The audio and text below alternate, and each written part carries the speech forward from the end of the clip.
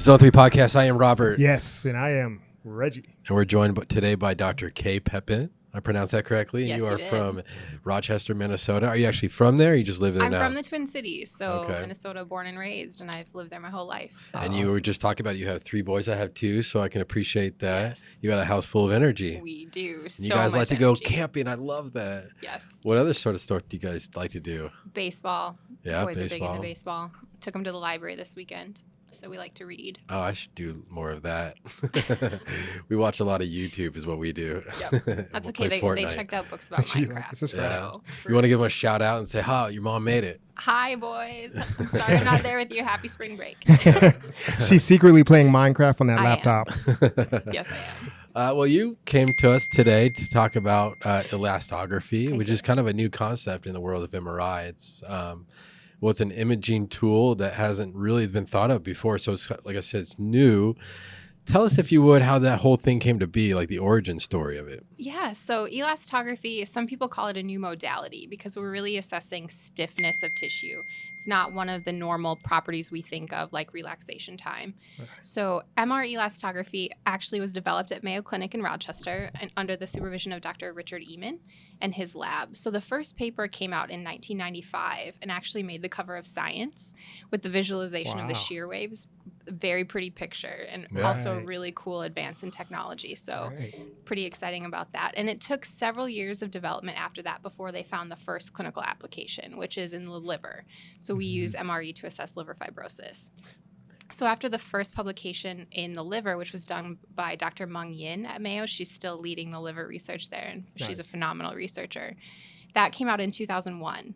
So FDA approval came around in 2009. So this is actually a really exciting technology showing the translation from really bench to bedside. And with the use of that, it was pretty fast from that first clinical application to FDA approval. So now we see it used worldwide. Wow. There's over 2,000 installations globally.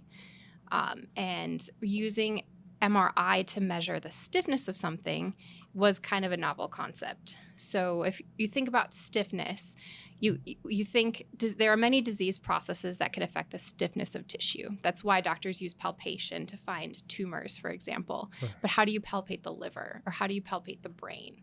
We can use MRI to do that now, to non-invasively measure stiffness, which is pretty cool. That is So it's not just liver, it's the brain imaging you do as well? So liver is the current clinical application, which we have FDA approval for. There's insurance reimbursement, but there's a lot of research in other applications as well, such as brain.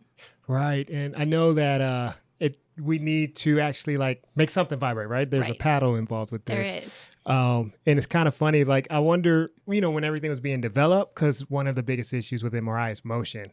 Yes. Were you guys really bad. thinking oh man, are we really going to be able to pull this off with this paddle vibrating? Yeah. So one of the cool things, backstories to how this technology came about, we use acoustic pressure to vibrate the tissue. Oh yeah. Nice. So if you've ever had one before, imagine sitting in the back of a car with a subwoofer. That's basically where it came from. Right. They took the subwoofer out of Dr. Ehman's son's car and used that to produce vibrations. And he's an abdominal radiologist now too. So it was awesome. Motivation for his future career. And actually, you came pretty highly recommended by him. Yeah. So I did my PhD with Dr. Ehman and actually worked on using MRE to assess stiffness of tumors in response to treatment with both chemotherapy and radiation therapy. Oh, nice. So not the liver, but near and dear to my heart. Right. And I've actually had a couple done on myself, so I've experienced that acoustic vibration. How? Oh, no, I'm sorry. Go ahead. I was going to say, some people, after they've had one, say, can you just put them under my back and vibrate through the whole scan?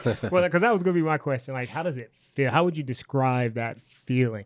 Is it like a deep vibration, or is it more like... Well, I think it's because we use a strap, right, to keep the paddle on. I think the tighter you go with the strap, the more... if the core it feels, if that makes sense. I'm curious though, because you said you also consider brain imaging. My understanding is that's kind of how it was first thought as a use, was going to be brain imaging. Is that correct? That is one of the early ideas for using MRE, but then there are challenges with imaging the brain. Like needing a mouth guard type of thing? Yeah, with introducing shear waves into the brain. Right. That one of the earliest applications was a bite bar, which you could imagine would not be very Right. nice. Well, I am curious about like how jarring that could be and how detrimental like to one's health, like shaking somebody's brain like that. So there's no known safety events related to MRE. They're very small amplitude vibrations. So one of the reasons that we use MRI is because we are vibrating tissue on the order of nanometer displacements. So very, very small. Right. We can use MRI to image them because we're so sensitive to motion. Right. Which is great Bingo. for us, but less great if the motion's unwanted. Right. Is there other modalities that are in use? For elastography. So there is ultrasound, but they produce vibrations at much higher frequencies. So for MRE, we vibrate the tissue at 60 hertz, so 60 vibrations per second. Ultrasound is in the hundreds of hertz, so much higher frequencies. You don't feel that buzzing like you do with the liver MRE if you've had one before. But their ultrasound is another technique that can be used for elastography. And I just really want to give Dr. Ehman a big shout out because it takes a special type of person to take something that is usually looked at as a negative thing in MRI and really make it like a positive thing that we can utilize day in and day out to really help patients. It's kind of crazy. I was thinking outside the box on this one for sure. Oh my gosh, Yeah, absolutely. Right? Big shout out. Well, we're talking about paddles, and I know that you brought some. Can we kind of just grab a few of those and see what they look like? So are they shaped for the body habitus or the body part that's being imaged? So this is the rigid driver. This is the workhorse of MRE for the last decade or more. It's basically a drum head. So this part vibrates. You connect it to the active driver, which is located outside the scan room, and then we strap this to the body surface. So if you can tell it's a set shape. It can be a little bit too large or too small for some patients. Right. But we can talk later about patient setup and where we put this driver. Oh yeah. But one of the nice things about something we have coming is a flexible driver. So if you're using these, this really bends and conforms to the patient body and is much easier to place, much more comfortable. Less setup errors, things like that. So this allows for easier use and more comfort for the patients, which is great. And this is all made by you guys, Resoundant. I'm sorry, we didn't really cover who makes all the technology behind all this stuff, right? Yeah, so Resoundant is the company that was formed by Mayo Clinic to really bring this technology to the patients. So Mayo is a hospital, but when you have a great invention like MRE, you want to be able to get it into the hands of the physicians and then eventually to the patients. Right. So Resoundant was founded by Mayo to help translate that technology to our patients, which is great. Awesome. So I actually have a joint appointment between radiology at Mayo Clinic in Rochester and then Resoundant, where I support the use of MRE in clinical trials. Nice. Oh my God. And you said you guys are at 2,000 facilities worldwide? Yes. I'm guessing the majority of them are here in the U.S. About half are in the U.S. and half globally. We do see, depending on where you're located, there's particularly high utilization in countries like Japan and South Korea, for example, Europe as well, some in South America. But we are seeing more and more use because of the need to diagnose liver fibrosis because of the growing epidemic of fatty liver disease. Mm-hmm. And we know some diseases could be hereditary. So based on different ethnicities, do you find that there's certain regions of the country that there's more need for? Like you mentioned Japan. So hepatitis C can be a major issue. With treatment now, we're seeing less and less of that, but that could lead to liver fibrosis. I think the current primary use is in fatty liver disease. So non-alcoholic fatty liver disease, or NAFLD, can affect, we think, up to a third of adults in the world. Oh, wow. So that's a huge, How many? huge 8 issue. billion or something Yeah, plus I people? saw a number the other day. I think over 1 billion people may have fatty liver disease. Wow. And not everyone who has fatty liver disease will progress to have fibrosis and eventually cirrhosis. There's only a percentage of that are at risk for the development of further liver disease. But identifying those patients and diagnosing their fibrosis and the status of their liver disease is really critical, because not everybody can have a biopsy. Right. Or should have a biopsy. Right. Do you guys actively campaigning for education towards ordering physicians so they're aware of this diagnostic tool? Like how is it that doctors even know about it? Yeah, are there naysayers? There are, I think, about MRI in general. So most people recognize that MRE is the most accurate non-invasive technique for diagnosing liver fibrosis. Right. But then there's always going to be access issues and cost associated with MRI. Granted, liver biopsy itself is very expensive. Right. It requires patients to be away from work. You can't do them very often. So if you're monitoring the state of liver disease through time, you're not going to be doing repeat biopsies. For sure. But you could have other techniques like an ultrasound or blood tests that help identify patients who are maybe at risk of advanced liver disease. But most of those tests have what's called a really high negative predictive value. So if your blood test comes back normal, they know you're good. But if it comes back indeterminate, they're not sure. Or even those that come back with, we think you have liver disease, they have a very low positive predictive value. So they're not quite sure if you have it, but they're not sure that you don't. So then they could go on to have MRE, which is a more accurate test. Oh, that's awesome. Man. And you were talking about reproducibility before we started recording. Like, what is the accuracy rate for this? That's a great question. So one of the, I think, really strong advantages about MRE over some other MRI techniques is the reproducibility and cross-platform compatibility. So MRE is available on 4 major scanner manufacturers at both 1.5 and 3T. So most existing and new 1.5 and 3T systems could have MRE installed on it. It's a hardware and software add-on. So one of the great things that we worked really hard to achieve is that cross-platform reproducibility.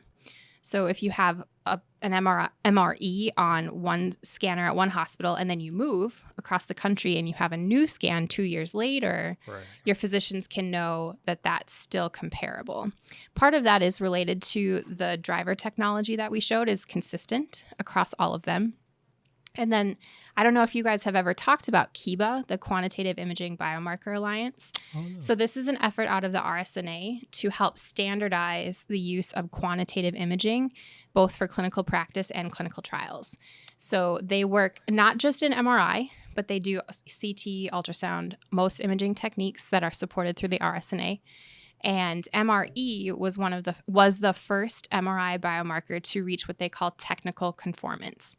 So we've demonstrated that our technology is reproducible across hospitals, platforms, field strengths. And the number that we quote there is 19%. So this was done off a large meta-analysis of the published literature that looked at if a patient is scanned today and comes back tomorrow or 2 years from now, what is that retest repeatability. So if you see a 19% change in liver stiffness, you can know that that's true with 95% confidence. Wow. And 19% is actually, it sounds like a big number, but to go from stage 2 to stage 3 fibrosis is more than a 19% change. So that's kind of that margin of error we're looking at. Are there any like contraindications, like people who shouldn't have an elastography? Anyone who can have an MRI can have an MRE. Oh, that's so the contraindications there would be the same things that would exclude you from having an MRI. Oh, awesome. One of the things that we talk about with why someone would have an MRE versus an ultrasound elastography, body habitus can be a really significant issue for ultrasound. The more tissue between the ultrasound probe and the liver, they don't tend to work very well. Right. With MRE, we've actually had many studies performed at Mayo and at other places that looked at even bariatric surgery cohorts. So we had subjects with BMIs of over 50 that had successful liver MREs. So in that case, really waist circumference or the ability to fit into the MRI scanner is the limiting factor. And I think one of the critical steps, and we can talk about that when we talk about setup, is making sure that belt is really tight. The larger the subject, the tighter you want to get that belt to get the source of the shear waves as close to the liver as possible. Yeah, I make a point to get pretty tight with those straps, but I'm curious because you mentioned BMI, and I know because we do these at our facility, like, and it says when you're activating the driver, like, and you're opening up Resoundant and you're putting in the BMI, what is the importance of that? Like what changes with that? Like it's up to 60 hertz, you said. Does it mean that it's different if it's a BMI that's... Yeah, so we always vibrate at the same frequency, which is the Okay. 60 hertz, but you can adjust the amplitude of vibration, so how strong that amplitude should be. Okay. And I actually do have a slide on that. This is a really important question that we talk about a lot. The amplitude of vibration depends on the patient size. So this is really where performing an MRE becomes a little bit more of an art. The more skilled you are at doing these, the better you'll be able to judge. Right. The nice thing is that these are relatively short exams. So if you get it wrong the first time, you can repeat it. It's one breath hold for And they're usually EPI. coupled with like an abdomen, a liver exam, right? Yes. But not always. I actually love doing these, by the way. I do them quite a bit, and I really enjoy doing them. It's satisfying when you get a good one. Yeah, it is. So this is out of a publication in abdominal radiology based on our experience at Mayo and with our other collaborators on recommendations for at least a starting point of the amplitude. So for a normal adult, we would say start at 40% vibration. Then if you have an obese subject, you can increase that to 60, even 80 if you have a particularly large subject. You never really need to go to 100%. I think that in most cases you'll be successful with 80%. But then the smaller the subject, the more you want to decrease the amplitude as well. So we say here, you can kind of see that there's overlap in these recommendations. This isn't meant to cause confusion, but I always look at the BMI numbers. So there's a difference between being a 5-foot individual that's 170 pounds and a 6-foot individual that's 170 pounds. Right. So really focusing on BMI, but we did supply numbers just in case. And then also, I don't have the table here, but if you were to perform MRE on a pediatric patient, there's a table in that paper with its reference out of Cincinnati Children's that has recommendations for peds patients as well. Awesome. We are seeing a growing prevalence of fatty liver disease in pediatric patients, particularly post-pandemic. So as kids became less involved in sports, sat at home, they started to gain weight. We're starting to see more and more increases in fatty liver disease in that population. And you definitely don't want to biopsy peds. Right. So I think we'll see MRE sure. used more and more. Now, is there a certain technique for, like, I don't know, maybe adjusting amplitude or something for liver? Or do you just recommend, I mean, not liver, of course, liver, but like iron deposits on the liver or in the liver? Or do you just recommend different questions? Iron is probably the number one cause of technical failures related to MRE. Right. We see technical success rates around 98%. So the vast majority of the time, you can get a successful exam with liver MRE. That 2% failure rate number came out of a meta-analysis that was performed using an EPI-based sequence. So if you have a gradient echo-based sequence, you're going to be more susceptible to liver iron. Right. And you could have a technical failure in that case. But a lot of those subjects that were scanned with a GRE could be done with an EPI and have a successful exam.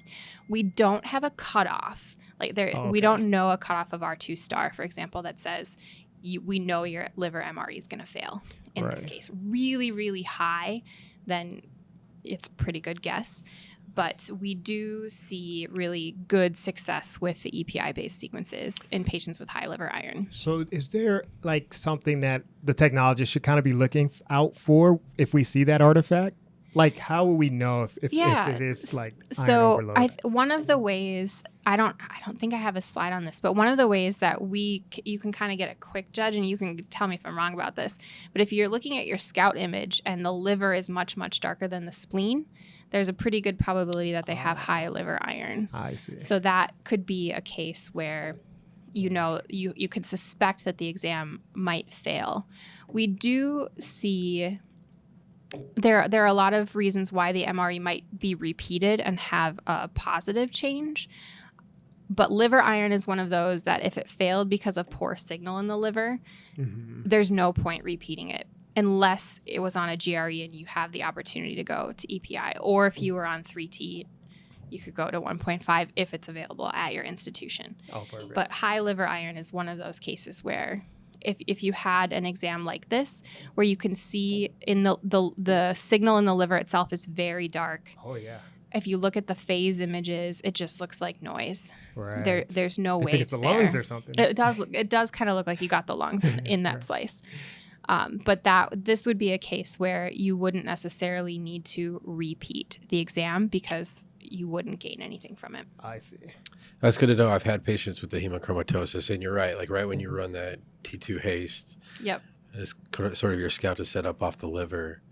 And so basically, we're going to talk about setup, and we can get into it now. I'm curious, like when you are setting it up, you want to get it across the most transverse part of the liver, right? Yes. So we recommend having the widest cross section of the liver while avoiding the superior and inferior margins of the liver. And then also away from the heart, too. And also away from the heart, mostly because of motion. Yeah. But we do, part of the reason that we try to avoid the edges of the liver is because we're imaging the propagation of shear waves in 2 dimensions. So mathematically, we're making some assumptions like the liver is a large homogeneous object, Right. which on the scale of the body and on the scale of the wavelengths that we're talking about is I think Right. relatively realistic, except at the boundaries. Right. So if say imagine the shear wave, instead of propagating straight, bounces up off the edge of the liver and comes back down, you can get inaccurate results near the margins. So that's why you try to avoid the top and bottom. Does expiration versus inspiration matter? We like to use expiration, I think, because it's more reproducible for liver positioning. I see. But if for whatever reason the patient can't hold their breath at expiration, but they could hold their breath at inspiration, then you could do the exam that way. But there have been some publications that looked at reproducibility and found expiration did a little bit better. All right. And you mentioned that there's 4 vendors. My experience is only 2 because I've worked on it with the Siemens and GE. And I've noticed, is there different setups? Because it seems like there is between a Siemens and a GE. Like you do the upper and the lower on a GE. Like slice group wise? Yeah. So it might depend on how you prescribe the slices across vendors, but really the concepts are similar. So we typically do 4 slices.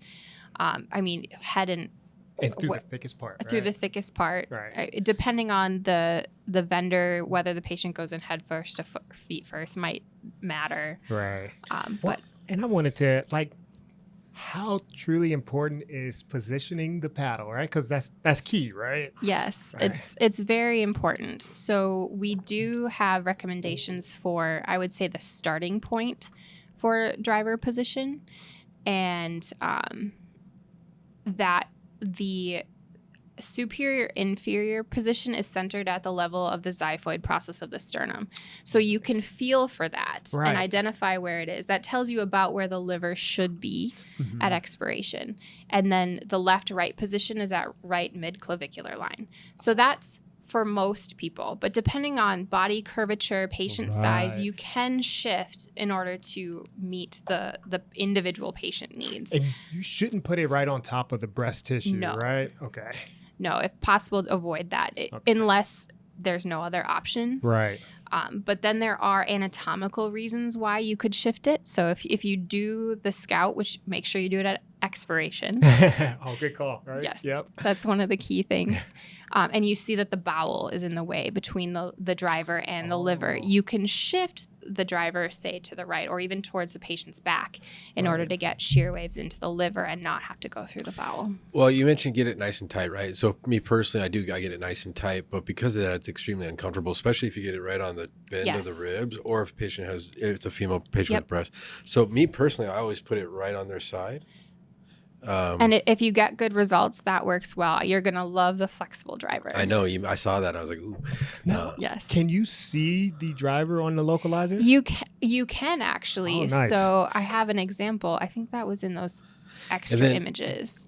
And also I wanted to ask you while you're looking that up, because Robert's getting excited, by the way. Definitely.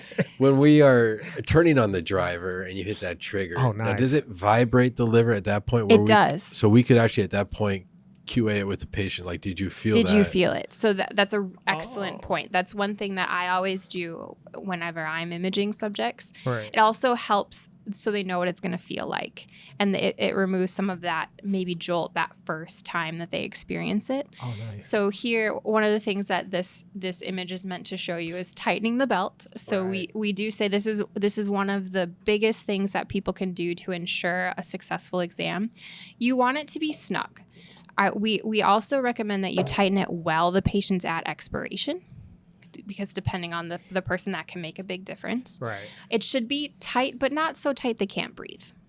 Especially if you're doing a full abdominal exam, that can be a long time for the belt to be there. If you're doing a limited liver, where you're doing MRE and MRI PDFF, for example, to look at fat and iron, then it's a shorter exam. Well, sorry, go ahead. Well, the way we have it set up at work is like I said, it's coupled with liver exam mostly, and so we'll run the MRE first, and then we'll just slide that works too afterwards, just for comfort. So depending on how you've positioned it and your scout, for example, you can see the driver in place in the images. Yeah. And we actually put markers on ours. Some people do. So that can help, so you know if the driver was there in the image. That can help too. But that's pretty evident right there where the it doesn't always look that good. I dug around to find that image, but you can see it sometimes. And some people you can't. This is Photoshop, isn't it? No, I'm joking. I'm not that good with Photoshop. Well, it might be off topic, but I was curious because when you talk about the logistics of the hardware and the driver and all that, is this something that's achievable to be done in a mobile unit, or is this only fixed unit? It can. So I know of at least one vendor where it can be available in a mobile unit. I think when I think about how we could grow community outreach, particularly around fatty liver disease, having a mobile MRI system where the patient could come in, get their liver fat assessed with MRI PDFF, and then liver MRE to look at the risk for fibrosis. That would be amazing. Because a lot of patients, even that live in large metropolitan areas, they may not want to drive an hour across town to get their MRE, or patients that are located in more rural communities. We know that fatty liver disease is a huge issue right now. And identifying these patients early and knowing their risk for liver-related outcomes is really important. Right. Well, and I have a huge question. Like, how do you know when you have nailed it and this is a great, you got great results versus poor results, and you should repeat it? Yeah, that's a great question. So I have some images because we love MRI. That's the best thing about working in radiology, right? So you get pretty pictures. Right. So I did come with some examples of how you could know whether the exam is successful or needs to be repeated. I think this is one of the things that techs can easily look at because you get that instant feedback on the scanner. I'm going to start with this slide because it shows you what images are available. So we talk about the raw images with MRE. That's this top row. The magnitude image, which we look at for the anatomic reasoning. So you could say if a patient wasn't holding their breath, the magnitude image would be really blurry. Right. And then the phase image, which is where we encode the motion to capture that shear wave propagation. So these are available immediately. And then the post-process images may take a minute or a few, depending on the scanner, to be available. So that's just a quick pass through what you're going to see in these images. Oh, so these are processed locally on the scanner, not in a so workstation. they're available. It's not instantaneous, but within a minute or two. Right. So when we think about where you're doing your MRE in the context of a larger abdominal exam, you could do it first.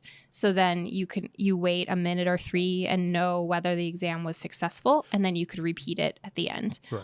MRE, the liver stiffness is not sensitive to contrast. So with contrast administration, you're not going to see a change in liver stiffness. Okay. There have been several publications that looked at that. So there are pros and cons to doing it pre or post contrast. Right. Pre, you have that time to repeat it if you need to. Post contrast, you do see a little boost in liver signal, which helps with the MREs as well. For sure. So kind of a balance between what you're looking for. But like I said, it's 1 to 4 breath holds. So if it did fail for some reason, hopefully you'd have time to repeat that one breath hold. Right. But looking at, let's start with a good exam. Yeah, I like that. So here we have a valid MRE. This is a stiff liver. in a larger patient. So what are we looking for? First, we're looking at the magnitude image. I mentioned we typically do 4 slices.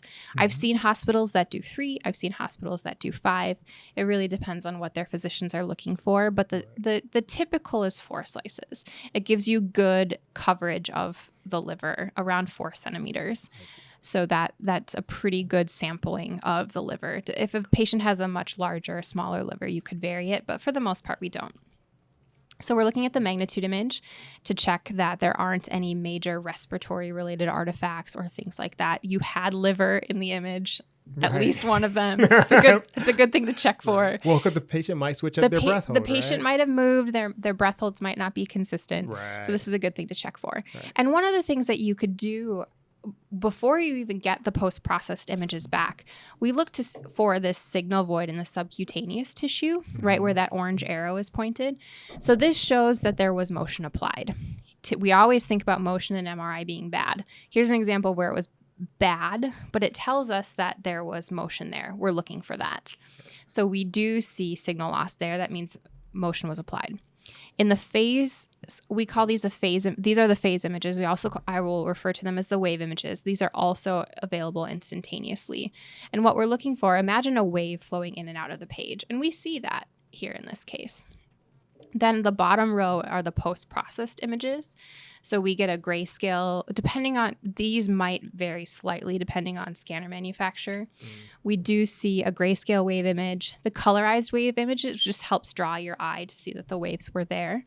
And then the important images are these last, really this one, the masked elastogram showing stiffness from 0 to 8 kilopascals. Oh, yeah. What we're looking for there is you can see part of the image is hatched out.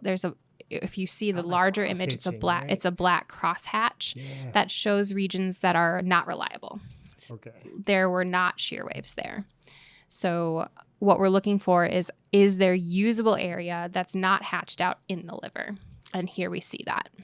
This might be a crazy question, but does the colors mean anything? Do the colors mean anything? They do. So this is a quantitative map of tissue stiffness. Right. So each pixel is a stiffness value. So we measure stiffness, and the unit is kilopascals. Mm-hmm. So a normal liver should be less than 3 kilopascals.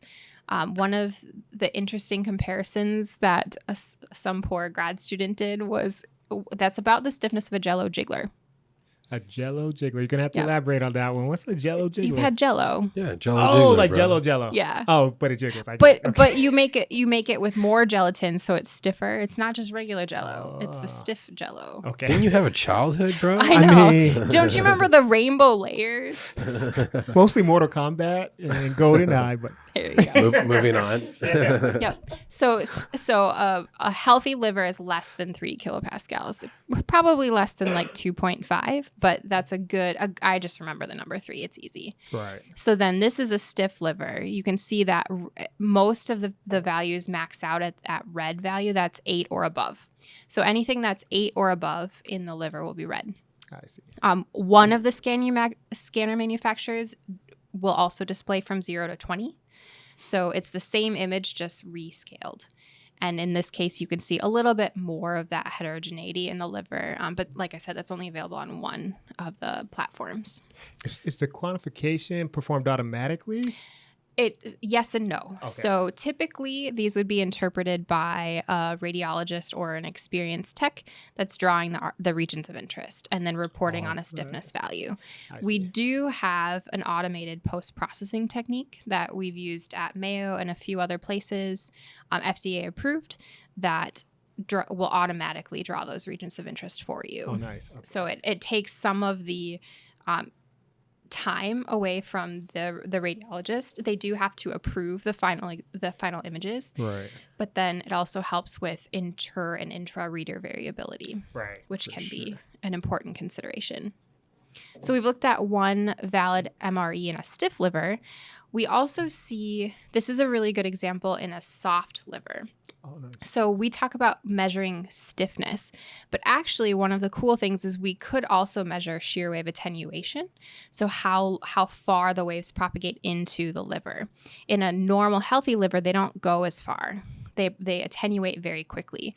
In a stiff liver, they propagate through the whole liver. So if you look in this case, you can see, again, we see that signal loss in the subcutaneous tissue. This is an intravoxel phase dispersion effect, so that motion in the MRI. Right. If in the phase and wave images, you can see that the shear waves don't go as far into the liver, but this is still a successful exam. And then when you're looking at that masked elastogram, it's a small region of usable area that's not hatched out, but it's there. So one of the common calls we get from inexperienced users is, I ran it on myself, or I ran it on a tech. Right. They're a healthy person, and we're just not getting shear waves into the body. What's wrong? We're having really small regions of high confidence. That's expected in a normal subject. I see. So that's one of the things to keep an eye out for. If you're testing it on yourself, doing some QA, this is expected. Well, so the first slide that you talked about with the stiffness, that's fibrosis, right? Yes. And this would be more fatty. And this would just be, I would say, a normal liver. We Just don't normal, we okay. don't have the MRI PDFF, the CSC MRE to know if it's a fatty liver. Right. But we actually have looked, and we don't see that fat or steatosis in the liver affects the stiffness measured by MRE. Oh, So you could have a really fatty liver, you could have a normal liver, and you could have the same stiffness. We don't really see a huge effect of the presence of fat on liver stiffness measured by MRE. I see. So what is something like if a patient had a hemangioma, would that show up? And would you want to adjust your prescription based off that? You could. So we typically say to avoid any non-liver tissue. So if you're looking at things like, say, a tumor, you could try to avoid that, or just make sure that there's enough liver present in the slice that they can still draw a region of interest, avoiding anything else. So I mentioned the attenuation. This is just an example showing what I mean by that. The shear waves don't propagate quite as far in healthy tissue. So this is kind of normal and expected. But then if we get into an example of an exam that failed, so here's a failed MRE. There's no waves. How do I know that? If you look at the phase and wave image, it looks completely flat. We're not seeing that wave coming in and out of the page, for example. Oh, yeah. But the masked elastogram is completely hatched out. So the paddle didn't vibrate. So that's the question. How do you know? So if you're looking at the subcutaneous tissue, you don't see that signal loss right under the paddle. Right. In this patient, you can actually tell that the paddle was there because you see that the body was flat. Right. It's flat. So one of the first thing I would do, did you hook it up? Right. Because I've been guilty of this I've done before. that too. Exactly. Right. So you're getting the patient set up, and you walk out of the room and you completely forget to connect the tube. Right. So go back and check that first. Right. But that's also a good reason to ask the patient too, right? It's a good reason to test it in the pre-scan and say, Right. did you feel that vibration? For sure. So that's step one. Check the connection. You can always walk into the equipment room and check that the driver's on. It shouldn't get turned off, but every once in a while it does. Right. So that'd be another check. Maybe fall asleep or something. Yeah, some of them they shouldn't anymore have a sleep Okay. timer, but that was a thing. So you can go back, check that it's on. It shouldn't, like I said, it shouldn't really be an issue, but Okay. that's one thing you can do. But also checking with the patient that they felt the vibration during the Right. pre-scan is a good first step. So this is an example of a failed MRE due to insufficient motion. So we don't really see any waves in the liver. And then if you look at the masked elastogram, there's really no usable area here. But we do see signal loss under the driver, and also some waves in the phase and wave image. So it just wasn't tight enough, maybe? So check belt tightness or increase the amplitude, because this is a bit of a larger subject. So those would be two things. Check the belt, and then you could increase the amplitude and repeat the exam here. And then we talked about, this next one is failed because of the bowel. So I mentioned you can move the driver if you see the presence of bowel in between the driver and the liver in this case, and we see that here. So if the driver had been more on top of the body, then we could have a not successful exam, but shifting it to the right or posterior can help in this case. And the last example we talked about. So this is a case of liver iron. We're seeing really dark signal in the liver, really noisy phase images. And this would be a case where you wouldn't necessarily need to repeat the exam because repeating it isn't going to get you what you're looking for. Unless you can move them to 1.5. Unless you can move them to 1.5 or you did a GRE exam to start and you have EPI available. Right. Okay. I don't see a lot of that signal loss though. In the image liver? There. It's just super With Well, how, from the paddle itself, you said. Oh, that's the true. adipose So tissue? that's a really good point. You can kind of see some of it, but you at least know in this case that the liver is really dark. It's so pretty that's evident, probably yeah. why the exam was failed.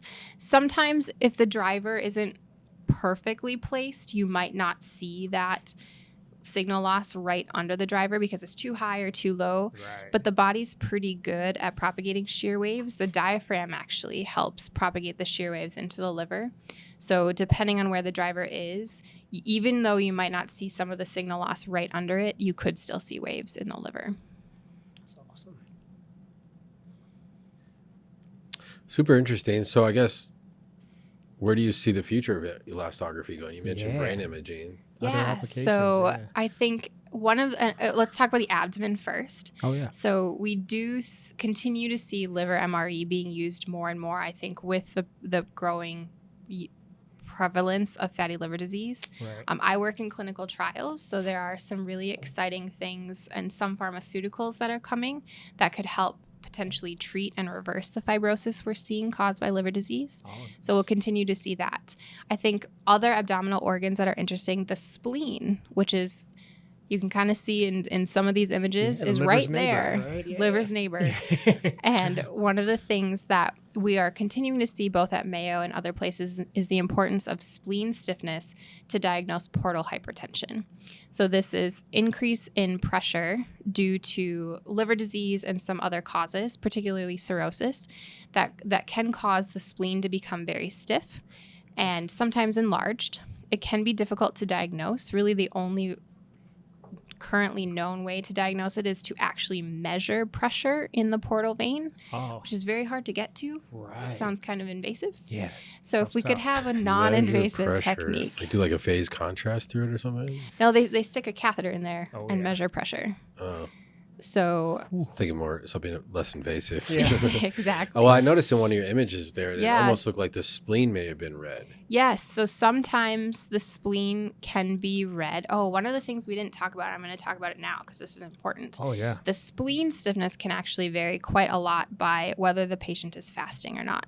Oh. But so can the liver. That makes sense. So we do see changes in liver stiffness based on fasting status. So when you're thinking about doing a liver MRE, the recommendation is 4 hours fasting.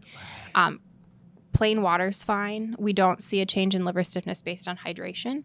But here are 3 different patients. One, a normal subject, one, a patient with early liver disease, so stage F0 fibrosis, and then one with cirrhosis. And you can even see the increase. Just 30 minutes Just makes a 30 minutes huge after a difference. meal Wow. makes a huge difference in liver stiffness. So this could lead to overstaging of fibrosis. So we recommend 4 hours fasting. Right. And the spleen is particularly Is sensitive. it detrimental enough to maybe reschedule a patient? Yes. Or at least wait. Call back or wait. Because this patient here, this is I think about a 40% increase in liver stiffness. So they are an F0, but if they had their MRE at 30 minutes after the meal, they could have been a stage 2 fibrosis. So this could be a really substantial increase in liver stiffness. Right. So it's worth calling the patient back if that's allowed. You wouldn't happen to know what meal this was exactly? It was a high calorie meal. Like a buffet style type of meal? I don't remember Chick-fil-A, what they fed Reggie. them, It was but Chick-fil-A. I'd have to go back to the publication. Something, yeah. No. A big burger and a shake. Nice. Something like that. Well, at least it was worth it, I guess. It was probably worth it. Yeah. So that's one really important factor is making sure the patients are fasting. But then the spleen, one of the, I think, really interesting things about liver MRE, I mentioned that we do 2D MRE. So this is measuring propagation of shear waves in 2 dimensions. Right. We've been using 3D MRE, so looking at wave propagation X, Y, and Z. It's a little bit more accurate, but it takes a little bit more time. So we're talking 3 to 6 breath holds instead of 1. Okay. But it allows us to get a more accurate picture of that shear wave propagation. And doing it in the liver, doing it in the abdomen, we can do simultaneous liver and spleen. Right. And we see the importance of spleen to predict portal hypertension, which has really strong implications, I can say that. It's a tough word, for risk for development of future liver disease and even mortality. So spleen stiffness, I think, is a growing application. I did talk about brain at the beginning. I think it's a really exciting use of elastography because you can't touch the brain. Right. So I worked on a glioma project in graduate school, and I was surprised to learn that gliomas, which are a very aggressive form of brain cancer, they're softer than brain tissue. We usually think of really aggressive tumors as being stiff. So I remember seeing that first patient going, it's soft. And then I talked to a neurosurgeon, and they're like, well, duh. Because they know this, right? They get to feel this and they get to see this. Right. But for those of us who don't, that was surprising to me. So I think some of the cool things about brain MRE is that ability to help a neurosurgeon know what is going on in there. So meningiomas are a benign type of brain tumor, but they often have to be removed because of the damage they're causing to the surrounding brain. Right. But meningiomas can vary in stiffness from toothpaste-like, which is suckable, very technical term. It's a weird Right. word to use. Very technical term. Or they can be rock hard, and they have to be removed piece by piece. And that has really important implications Let me say it. implications for surgical planning, both in the approach to how they're going to remove it. Can they suck it out, or do they have to cut it out? And in time. So if you think about it, for the patient, is it 1 hour or is it 8 hours? That's really important for anesthesia, preparing the patient and their families, things like that. And without elastography, there's not really a reliable way to know that in advance. Oh, okay. Sometimes these tumors could have calcifications you could see on CT, but that's rare. So the ability of elastography to help identify those really soft and really hard tumors can be an important aid for the surgeon in their planning process. because they probably had to plan for both scenarios just in Exactly. case, right? Oh, wow. And one of the other really cool brain applications is actually something called normal pressure hydrocephalus. Oh, yeah. So this is I'm not a brain expert, so I made some notes for myself. This is a accumulation of cerebrospinal fluid in the brain. Mm-hmm. So it can have symptoms that are memory loss, urinary issues, abnormal gait. They're very non-specific, particularly the memory loss. But this is a really treatable condition. They can install a shunt and remove that excess fluid, and then the patient's symptoms are resolved. Right. But how do you know? Is it memory loss because they have Alzheimer's, or is there excess fluid? Right. Really hard to tell in a lot of subjects. Sometimes you do see the ventricles increasing in size, but that's also pretty nonspecific. But with MRE and the work done at Mayo led by John Houston and his brain MRE team, Nice. we do see regional changes in stiffness that are unique to normal pressure hydrocephalus compared to something like Alzheimer's or even in age and sex matched controls. Oh. So if you see an increase in the occipital lobe compared to the rest of the brain, that might be an indication that it's normal pressure hydrocephalus, which we can cure, Right. versus something like Alzheimer's, which we can't at this time, hopefully someday. Right. No, for sure. Here's my stupid question of the day. So when it comes to brain Yes. elastography, I imagine there's an optimal positioning on that. And I can't, it's probably not through the occipital. So Maybe we do have, and I don't have a picture of it, but we do have a brain-specific driver. So it has a smaller active area that's more like a pillow that you put behind the head in the head coil, Right. and the patients lay on that, and it vibrates during the scan. Right. Dr. Houston likes to say it feels a little bit like if you bit down on an electric toothbrush. those vibrations. So one of the first applications that was done at Mayo for research was on Alzheimer's patients. So this is a very difficult patient cohort to image, and these subjects could tolerate the exam. So that's kind of a good indication that this is going to be accepted by most subjects. For sure. I actually volunteered for one. Yes. And it I've had a kinda few. Like four-leaf clover type of thing almost, right? So that helps position the driver in the head coil, but really that active area, that little pillow behind your head that vibrates it's the actual driver. Yeah. So it is off the occipital. It is. Yeah. So I would think it would want to. No, I was wrong. That wasn't a stupid question. No, actually, I was wrong. But thank you for helping me. I was thinking it'd be because that's the most dense part of your skull. I would think it would be like along a fissure, maybe even like if you can get it like through the frame magnum somehow. But like, how would you do that? I don't know.